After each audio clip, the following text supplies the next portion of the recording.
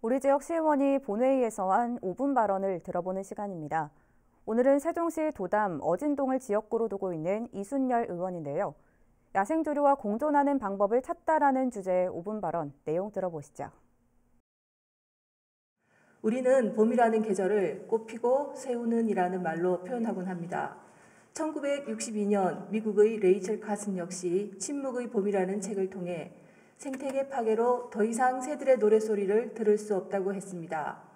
국립생태원의 연구에 의하면 새들은 많은 양의 곤충과 설치류를 포식하여 그 개체수를 조절함으로써 농작물과 숲의 피해를 줄이고 질병 전염을 막아준다고 합니다. 또한 식물을 수분시키고 씨앗을 퍼뜨려 자연 서식지를 유지하거나 되살리는 데 중요한 역할을 한다고 합니다. 하지만 시야 확보를 위한 눈이 머리 옆에 붙어 있어 전방 인지 능력이 떨어지고 시속 36에서 72km의 속력으로 날아가다 유리에 추돌하고 폐사하는 일들이 전국적으로 빈번하게 일어나고 있습니다. 국내에서만 연간 800만 마리, 하루 2만 마리의 조류가 폐사하고 있으며 이는 건물 한 동당 1.07마리, 투명 방음벽의 경우 연간 1km당 164마리의 충돌사가 일어나고 있습니다. 한국환경정책평가연구원에 의하면 신규 준공된 건물 수가 많을수록 조류 충돌 횟수가 증가하는 것으로 나타났고, 또한 건축 기술의 발달로 고층 건물 외벽을 유리로 건설할 수 있게 되고 소음 방지 외벽을 투명한 마감재로 시공하는 것이 조류 충돌 증가로 이어지게 되었다고 합니다.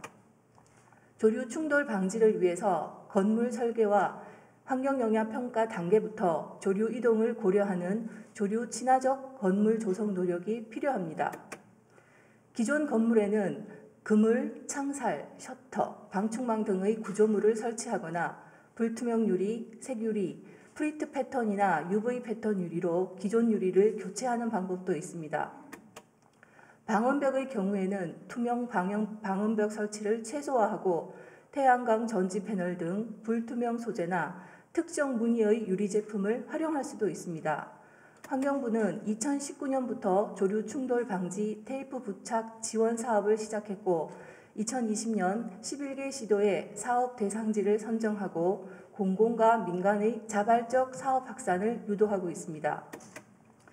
대부분의 조류는 구조물의 높이가 5cm 미만이거나 폭이 10cm 미만일 경우 그 구조물을 통과하려는 시도를 하지 않는다고 합니다. 이를 활용한 5×10 규칙이 적용된 테이프가 사용되기도 합니다. 최근 국회에서 조류 충돌 방지 대책을 담은 야생생물 보호 및 관리에 관한 법률 개정안이 발의되어 법적 토대가 마련될 것으로 보입니다. 환경부 또한 올해 4월 7일 방엄시설의 성능 및 설치 기준에 방엄시설 설계 시 생태적 측면을 고려하는 의무 조항을 포함했습니다. 세종시에서도 인공구조물의 조류 충돌 예방을 위한 구체적인 지침과 준수사항을 마련해야 합니다. 또한 건축물의 공공디자인이나 환경영향평가 심의 기준에 야생생물과의 공존이 가능한 내용이 포함되어야 합니다. 뉴욕시 의회는 새들이 시내 건물 유리창 등에 부딪혀 죽는 사고를 막고자 건물을 인식할 수 있는 장치를 건물 외벽에 설치하도록 법안을 마련했습니다.